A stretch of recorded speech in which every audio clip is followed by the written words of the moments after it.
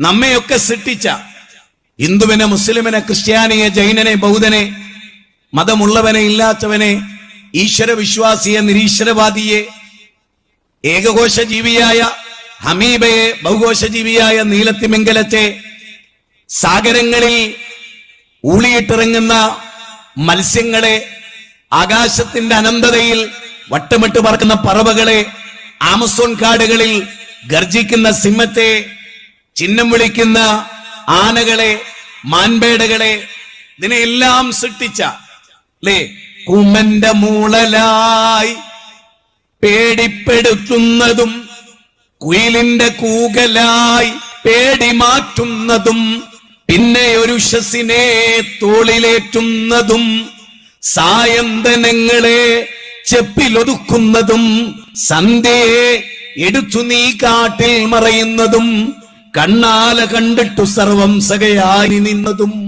വയൻവി കുറുപ്പിന്റെ കവിതയാണ്. ഭൂമിയുടെ വ്യത്യസ്ത ജീവജാലങ്ങൾ, അതിന്റെ മനോഹാരിതകൾ അല്ലെ, ആ പുഷ്പമേ അധിക തുങ്കപഥത്തിൽ നീ എത്ര ശോഭിച്ചിരുന്നു രാജ്ഞി കണക്കയെ. കുമാരനാശാന്റെ വീണപൂവ്. ഈ പ്രപഞ്ചം മുഴുവനും സൃഷ്ടിച്ച ഒരു നാഥന്റെ വാക്ക്, ഏതെങ്കിലും ഒരു വ്യക്തിയുടെ വാക്കല്ല ഇവിടെ പറയുന്നത്. എനിക്ക് ഉറപ്പുണ്ട് ഇത് പൂർണ്ണമായി നമ്മുടെ ജീവിതത്തിലോ സിനിമയും ക്രിക്കറ്റും ഫുട്ബോളും കളിച്ചും അന്യരെ കുറിച്ച് ഇല്ലായ്മകൾ പറഞ്ഞും മൊബൈലിൽ തോണ്ടിയും രാവും പകലും കഴിച്ചു കൂട്ടുന്നവരാണ് നമ്മൾ. എന്നാൽ ഇന്ന് ജീവിതം എന്താണെന്ന്, ദൈവം ആരാണെന്ന്, പ്രവാചകന്മാരാരാണെന്ന്, ഈ ലോകത്തിലെ അത്ഭുതങ്ങൾ എന്താണെന്ന്, കാഴ്ചപ്പാടുകൾ എന്താണെന്ന് എല്ലാം മനസ്സിലാക്കാൻ ചുരുങ്ങിയ സമയം നമ്മൾ ഉപയോഗിക്കുകയാണ്. അല്ലാഹു സുബ്ഹാനഹു വ തആല പ്രപഞ്ചനാഥൻ, ദീദീപികൻ, വിരാട് പുരുഷൻ, ഹിരണ്യഗർഭൻ, ലോകത്തിന്റെ തമ്പുരാൻ ബാലേന്ദ്രനോട് ട്രെയിൻ യാത്രയിലെ ദൈവവിശ്വാസിയാണോ? എങ്ങനെയുള്ള ദൈവം? ആരാ ബാലേട്ട നിങ്ങളുടെ ദൈവം? ചോദിക്ക്. സ്വാമി ചിദാനന്ദപുരിയോട് ചോദിക്ക്, ആരാ സ്വാമിജി അങ്ങയുടെ ദൈവം? പറയോ? ഹിന്ദുവിനെയും മുസ്ലിമിനെയും ക്രിസ്ത്യാനിയെയും ജൈനനെയും ബൗദ്ധനെയും ഈ കൃമികീടങ്ങളെയും അചേതനവും സചേതനമായ സകല പ്രപഞ്ചത്തിന്റെയും നാഥനാരോ അവനാണ് എന്റെ ദൈവം എന്ന് സ്വാമിജി പറയോ? തൃശ്ശൂർ ജില്ലയാ, ഒരുപാട് ക്രിസ്ത്യൻ ചർച്ചുകളുണ്ട് ഇവിടെയൊക്കെ, ധാരാളം അമ്പലങ്ങളുണ്ട്. അതൊക്കെ കണ്ടിട്ടാണ് ഇങ്ങോട്ട് വന്നത്. പള്ളിയിലച്ഛനെ ബഹുമാന പുരസരം നമ്മൾ പോയി കണ്ടു. അച്ചോ, ആരാ ദൈവം? 2000 കൊല്ലം മുമ്പ്. അവ 2000 കൊല്ലം മുമ്പ് ലോകല്ലേ? ഉണ്ടല്ലോ, 2000 കൊല്ലങ്ങൾക്കപ്പുറത്ത് ലോകമുണ്ടല്ലോ. 2000 കൊല്ലങ്ങൾക്കപ്പുറത്ത് ഈസാ നബി ഇല്ലല്ലോ, അന്യായമല്ലോ. ഉണ്ടോ? ദശരഥ മഹാരാജാവ്, ദേവകി, ഇവരുടെയൊക്കെ പേര് നമ്മളൊന്ന് ഓർത്തു വെക്കണം. ദ്വാപരയുഗവും കഴിഞ്ഞ്, കലിയുഗവും കഴിഞ്ഞ്, ത്രേതായുഗവും കഴിഞ്ഞ് നമ്മുടെ കലിയുഗത്തിലാണ്. ആർഷഭാരതത്തിന്റെ ചിന്തകളനുസരിച്ച് നമ്മുടെ കലിയുഗത്തിലാണ്.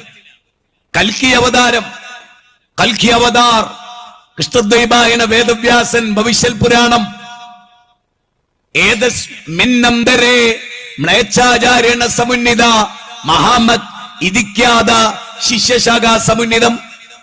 അങ്ങനെ ഇരിക്കുമ്പോൾ ഒരു പ്രവാചകൻ വരും. ആ പ്രവാചകൻ മുഹമ്മദ് നബി എന്ന് പേര് പറയപ്പെടും. അദ്ദേഹത്തിന്റെ മാതാവിന്റെ പേര് സുമിത്, അദ്ദേഹത്തിന്റെ പിതാവിന്റെ പേര് വിഷ്ണു ഭഗത്, ദൈവത്തിന്റെ അടിമ. അബ്ദുള്ള എന്നായിരുന്നു ദൈവത്തിന്റെ അടിമ. ആമിന, നിർഭയത്വമുള്ളവൾ, ഭയമില്ലാത്തവൾ. ഭവിഷ്യൽ പുരാണമാണ്. ലിംഗഛേദശിഖാഹീന, അവർ ലിംഗത്തിന്റെ അഗ്രഭാഗം ഛേദിക്കും. ഭവിഷ്യൽ പുരാണം പറഞ്ഞാണ്. ബാങ്ക് കൊടുക്കും, മുസൈലിമന്മാരെന്നവർ വിളിക്കപ്പെടും. ആരാണ് ആ സമുദായം? ഞാൻ ലളിതമായ ഒരു കാര്യം പറയാം. യേശുദേവനെ മുമ്പ് ലോകണ്ട്. സൂര്യൻ ഉദിച്ചിരുന്നു, ചന്ദ്രൻ നിലാവലകൾ പൊഴിച്ചിരുന്നു, രാവും പകലും മാറി മാറി വന്നിരുന്നു. ഒറ്റ ചോദ്യമേ ഉള്ളൂ. ദശരഥ മഹാരാജാവ് പുത്രകാമേട്ടി യാഗം നടത്തി. യാഗത്തിന്റെ അന്തിമഘട്ടത്തിൽ ശൃംഗമുനി പായസാന്നം നൽകി. കൈകേയി, കൗസല്യ, സുമിത്ര മൂവരും പായസാന്നം ഭുജിച്ച് കൗസല്യയുടെ പുത്രനായി ശ്രീരാമൻ ജനിക്കുന്നു. ശ്രീരാമൻ ജനിക്കുന്നു, ദൈവം ജനിക്കുന്നില്ല. ഹിരണ്യഗർഭഃ സമവർത്തദാഗ്രേ ഭൂതസ്യ ജാത പതിരേക ആസിത് സദാധാര പൃഥ്വിയും ദ്യാമുദേവായ കശ്മൈ ദേവായ അവിശാവിദേമാം. ഋഗ്വേദം, സാമവേദം, അഥർവവേദം, യജുർവേദം. ഋഗ്വേദത്തിന്റെ 10-ാം മണ്ഡലം 121-ാമത്തെ സൂക്തം 1-ാമത്തെ ഋക്കിൽ പറയുന്നത് ഈ പ്രപഞ്ചത്തെ മുഴുവനും സൃഷ്ടിച്ചവൻ ദൈവം. പ്രപഞ്ചം ഉണ്ടായി. സൂര്യനും ചന്ദ്രനും ഇവിടെയുണ്ട്, നക്ഷത്രങ്ങളുണ്ട്, ഗാലക്സികളുണ്ട്, സൗരയൂഥങ്ങളുണ്ട്, കാട്ടാറുകളുണ്ട്. പുഴ ഒഴുകിയിരുന്നു, കടലിൽ തിരമാലകൾ വന്നിരുന്നു. വാരിധി തന്നിൽ തിരമാലകൾ എന്ന പോൽ പദാവലി തോന്നണം കാലേ കാലേ. സാഗരം ഉണ്ടായിരുന്നു. യേശു ജനിക്കുന്നതിന് മുമ്പ് വൃക്ഷം ഉണ്ടായിരുന്നു. അന്നൊരു ശരത്കാല പൗർണമി ഒരുക്കിയ ചന്ദന പുഴ നീന്തി കടന്നു നടന്നൊരാൾ എന്ന വൃക്ഷം, ആ വൃക്ഷം ഉണ്ടായിരുന്നു. മുഹമ്മദ് നബി സല്ലല്ലാഹു അലൈഹി വസല്ലം ആമിന അബ്ദുള്ള ദമ്പതിമാരുടെ മകനായി ജനിക്കുമ്പോ ഈത്തപ്പഴമുണ്ട്, മരുഭൂമിയുണ്ട്, വെള്ളമുണ്ട്, ചെടിയുണ്ട്, ലോകമുണ്ട്, ആരാധനയുണ്ട്, ആരാധനാലയങ്ങളുണ്ട്. പിന്നെ എങ്ങനെ മുഹമ്മദ് നബി ദൈവാവുക? ആവില്ല. പിന്നെ ആരായിരിക്കും ദൈവം? ലോകമുണ്ടാകുന്നതിന് മുമ്പ് ലോകത്തെ സൃഷ്ടിച്ച പ്രപഞ്ചാതീതനായ ഒരു ദൈവം. ഞങ്ങളൊക്കെ കുറച്ച് വിശ്വസിക്കുന്നതാ, എന്റെ ജീവവായു നിയന്ത്രിക്കുന്നതാരോ അതാണ് ഇന്ത്യൻ പ്രധാനമന്ത്രി നരേന്ദ്രമോദിയുടെ ജീവവായു നിയന്ത്രിക്കുന്നവൻ. എന്റെ ദൈവം എന്റെ ജീവനാഡിയേക്കാളും അടുത്തവനാണ് നരേന്ദ്രമോദിയുടെയും. നരേന്ദ്രമോദിയുടെ ജീവനാഡിയേക്കാൾ അടുത്ത ആ ദൈവം തന്നെയാണ് എന്റെ ദൈവവും. പൂജാമുറിയിലോ ചില്ലിന്റെ കൂട്ടിലോ ബന്ധിതനല്ലല്ലോ എന്റെ ദൈവം. വാനവും ഭൂമിയും പ്രവിശാലമായൊരു സാമ്രാജ്യ സാരഥി എന്റെ ദൈവം. എന്റെ ദൈവത്തെ പൂജാമുറിയിൽ കൊണ്ടുവെക്കാൻ കഴിയില്ല. എന്റെ ദൈവത്തെ ക്ഷേത്രത്തിന് ഉള്ളിലെ പ്രതിഷ്ഠയിൽ കൊണ്ടുപോയി പ്രതിഷ്ഠിക്കാൻ കഴിയില്ല. ഇല്ല. സത്യാർത്ഥ പ്രകാശം, ലൈറ്റ് ഓഫ് ട്രൂത്ത്, ആര്യ സമാജത്തിന്റെ സ്ഥാപകൻ സ്വാമി ദയാനന്ദ സരസ്വതി അത് പറയാണ്, ബിംബം വെക്കുന്നതാരാ? വിവരമില്ലാത്തവരാണ്. ഞാനല്ല കേട്ടോ. ജ്ഞാനികൾ ബിംബത്തെ വെക്കില്ല. മുസ്ലിങ്ങൾ പണ്ടേ ജ്ഞാനികളാണ്, അതുകൊണ്ട് അവർക്ക് ബിംബമില്ല. സ്വാമി ദയാനന്ദ സരസ്വതി പറയുന്നത് വിവരമുള്ള ബിംബം വെക്കൂല. ലൈറ്റ് ഓഫ് ട്രൂത്ത്, സത്യാർത്ഥ പ്രകാശം. കാരണം എന്താ അറിയോ? യജുർവേദം നിങ്ങളുടെ കയ്യിലുണ്ട്, എന്റെ കയ്യിലുണ്ട്.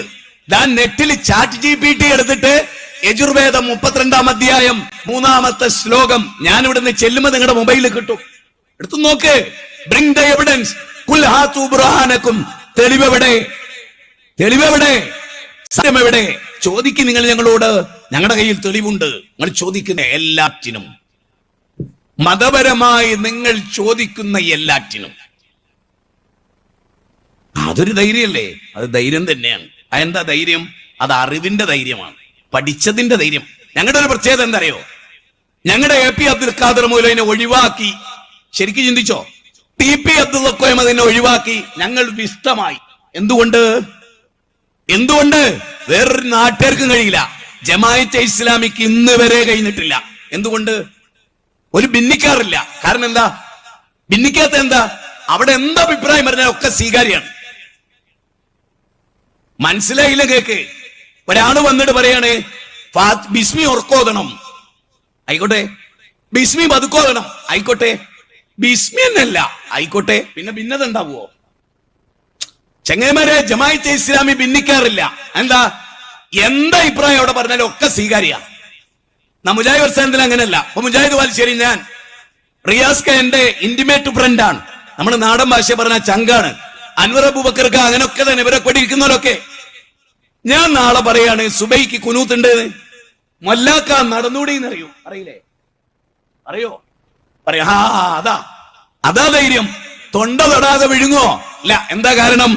അള്ളാന്റെ ഖുർആനിലെ 9-ാം അധ്യായം 119-ാമത്തെ വചനത്തിൽ വല്ലാത്തൊരു കാര്യം പറഞ്ഞു. അള്ളാഹ് നമുക്ക് വായു നൽകിയ, വെള്ളം നൽകിയ സർവശക്തനായ അള്ളാഹ് പറയാണ്, യാ അയ്യുഹല്ലദീന ആമനു, സത്യവിശ്വാസി, വക്കൂനു, നീ ആകണം, മാസ്വാദിക്കീൻ, സത്യം പറയുന്നവരുടെ കൂടെ.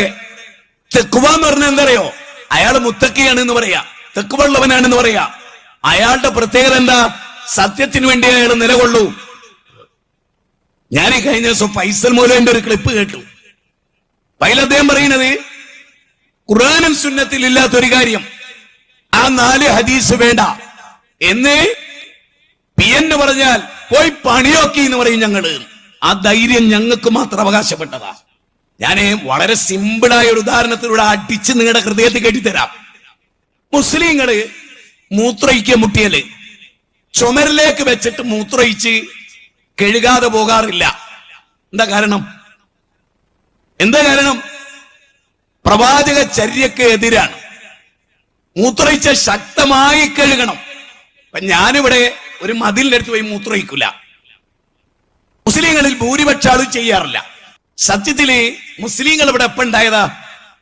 കൊടുങ്ങല്ലൂര് മാലിക് ബിൻ ദീനാറും കൂട്ടർ വന്നപ്പോ അപ്പേട്ടൻ, ഈ കൊടുങ്ങല്ലൂര് ആദ്യത്തെ മുസ്ലിം അപ്പേട്ടനാണ്. ഈ അപ്പേട്ടൻ മുസ്ലിം ആയത് മുതലാണ് മൂത്രയിച്ച കേൾക്കാൻ തുടങ്ങുന്നത്. പക്ഷെ ശരിക്കും മാലിക് ബിൻ ദീനാറും കൂട്ടരും ഇവിടെ വരുമ്പോ ഇവിടുത്തെ ഹൈന്ദവരെന്ത് ചെയ്യേണ്ടവരാണ്? ഞാൻ ഈ പോയിന്റ് ഒരിക്കലും മറക്കരുത്. ഈ ഭാഗം ക്ലിപ്പാക്കാൻ പറ്റുമെങ്കിൽ ആക്കുകയും ചെയ്യാം. അതെന്താ? ഹൈന്ദവ വിശ്വാസ പ്രകാരം മൂത്രയിച്ച കഴുകണ്ടേ? മുസ്ലിങ്ങൾ പഠിപ്പിക്കപ്പെട്ടതിനേക്കാൾ ശക്തമായി മനുസ്മൃതിയിൽ മൂത്രയിച്ച കഴുകണം പഠിപ്പിച്ചിട്ടുണ്ട്. എങ്ങനെയറിയോ? മനുസ്മൃതിയുടെ 5-ാം അധ്യായം. ഞാൻ ഇന്നലെ പോരുമ്പോ വീട്ടിൽ നിന്ന് അത് എടുത്തൊന്ന് നോക്കി. മനുസ്മൃതിയുടെ 5-ാം അധ്യായത്തിൽ പറയാണ് മൂത്രയിച്ചാല് 3 വട്ടം കഴുകണം. 3 വട്ടം കഴുകണം. മണ്ണുപയോഗിച്ച് കഴുകണം. എങ്ങനെ? എവിടെയാ പറയണേ? ബുഖാരിയില, മുസ്ലിമില, മനുസ്മൃതിയിലാ പറയുന്നത്. പിതാ രക്ഷിതി കൗമാരേ ഭർത്രോ രക്ഷിതി യൗവനേ പുത്രോ രക്ഷിതി വാർദ്ധക്യേ രക്ഷന്തി സ്തവിരേ പുത്ര നസ്ത്രീ സ്വാതന്ത്ര്യമർഹിതി. മനുസ്മൃതി 8-ാം അധ്യായം. ഇനി മനുസ്മൃതി സ്ത്രീയെ പറ്റി പറഞ്ഞൊരു ഭാഗം. ആ മനുസ്മൃതിയിൽ കാഷ്ടിച്ചാലോ 10 വട്ടം കൈ കഴുകണം. 10 വട്ടം കൈ കഴുകണം. കാഷ്ടിച്ചാല് 10 വട്ടം കഴുകണം. മണ്ണിട്ട് കഴുകണം. ഇനി എന്റെ ചോദ്യം, ആദ്യമായിട്ട് മുസ്ലിങ്ങളോട് വരുമ്പോ, ഇന്ത്യയിലേക്ക് വരുമ്പോ ഇങ്ങനെ മണ്ണിട്ട് കൈ 10 വട്ടം കഴുകുന്ന ഒരു ഹിന്ദുവിനെ കണ്ടിരുന്നോ? ശരിക്കും ഇവിടെ വന്നിട്ട് ഹൈന്ദവരിൽ നിന്നല്ലേ ഞങ്ങൾ പഠിക്കേണ്ടിയിരുന്നത്? ഹൈന്ദവരിൽ നിന്ന് മൂത്രയിച്ച 3 വട്ടം കഴുകണമെന്ന് മനുസ്മൃതിയില്ല. കാരണം ഇസ്ലാമിന് മുമ്പ് 5000 വർഷം മുമ്പ് സനാതന ധർമ്മം ഉണ്ടെന്ന് പറയുന്നവർ ഈ ധർമ്മത്തെ പാലിക്കാത്ത ഇന്നും ഹൈന്ദവരുടെ ടോയ്ലറ്റിലും അതുപോലെ ഹോട്ടലിലും ടോയ്ലറ്റ് കഴുകുക എന്ന് എഴുതി വെച്ചു. ഞാന് നാടൻ ഭാഷ പറഞ്ഞ മൂത്രയിച്ച അവയവം കഴുകാൻ എന്താ എഴുതി വെക്കാത്ത? മനുസ്മൃതി പ്രകാരം അവിടെ ഇങ്ങനെ വലിയ കട്ടയിൽ 10 വട്ടം കഴുകണം, മണ്ണിടണം, മണ്ണതാ ബക്കറ്റിൽ വെച്ചിരിക്കുന്നല്ലേ എഴുതേണ്ടത്. എന്തേ അത് നടപ്പാക്കാതെ പോയത്? അതാണ് ഹൈന്ദവർക്ക് പറ്റിയ തെറ്റ്. ദൈവം ഒന്നേ പഠിപ്പിച്ചിട്ടുള്ളൂ. അത് ഹിന്ദുവിനെ നോക്കിയല്ല പഠിപ്പിച്ചേ, മനുഷ്യനെ നോക്കിയാ. അത് വേദത്തിലൊക്കെ ഉണ്ട്. പിന്നെ കൂട്ടത്തിൽ മനുഷ്യന്റെ കൈകടത്തൽ ഉണ്ടായപ്പോ എല്ലാം ഒഴിവായി. ഞാൻ പറയുന്നത് എന്തറിയോ? മുസ്ലിങ്ങളുടെ പ്രത്യേകത എന്തറിയോ? ഓലും നടപ്പാക്കും. ബാക്കിയുള്ളതൊക്കെ കിതാബിലുണ്ടാവും, ഗ്രന്ഥത്തിലുണ്ടാവും. ലളിതമായ ഒരു ഉദാഹരണം പറയാ. യജുർവേദം 32-ാം അധ്യായം 3-ാമത്തെ ശ്ലോകം. നതസ്യ പ്രതിമാസ്തി. ദൈവത്തിന് പ്രതിമല്ല. ഞാൻ ചോദിക്കട്ടെ, ദൈവത്തിന് പ്രതിമല്ലേ? നിങ്ങൾ എന്തിനാ പ്രതിമ ഉണ്ടാക്കിയത്? യക്ഷുശാന പശ്യതി യേന ചക്ഷുംഷി പശ്യതി തദേവ ബ്രഹ്മത്വം വിദ്ധി നേതം യതി തം ഉപാസതേ യശ്രോത്രേണ നശ്നോതി ശ്രോത്രമിദം ശ്രുതം തദേവ ബ്രഹ്മത്വം വിദ്ധി നേതം യതി തം ഉപാസതേ. കേനോപനിഷത്തിന്റെ പ്രഥമവല്ലിയിലെ 6-7 ശ്ലോക. നീ ബിംബത്തിന്റെ മുമ്പിൽ കൈകൂപ്പി നിൽക്കുന്നുവല്ലേ, അത് സാക്ഷാൽ ദൈവമല്ല.